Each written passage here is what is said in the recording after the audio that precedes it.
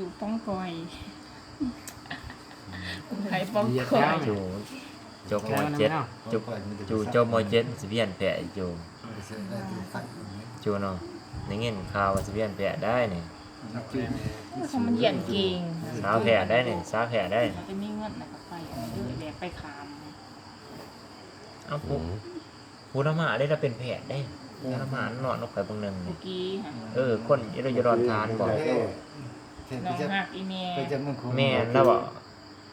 ตะกี้มันออกมาจะตาก็มาอยู่เฮือน แล้วฮักแพงกัน เดียว เฮือนมันทำมาเฮ็ด ชาวตูราศีอยากเอาไหนอาศัยยังใช้จูน นี่ยังหน่อยเนี่ยที่นี่อีสัก ที่ว่าน้าบัวอยากให้ได้จูนกระจุดกระจิบ แม่แล้วว่า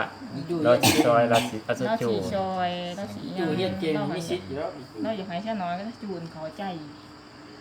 ต้นไม้ อันนี้ว่าตั้งแต่แม่จะสิเอาผัวเลยเลย ชอยก็ดีกูบ่มีได้จูน ใส่โอ้บ่ได้ว่า เย็นมาชิมดุละค่ะ นอนมาไว้นอน เมื่อย ท่านเขาเป็นพอเขาเป็นแผลเป็นน้องดุเข้ากัน ไปตามซ้ายมันรู้โอ้แม่คู่กับลูกคู่พ่อแม่หมอกับลูกหมอเลยทั้งเก่ง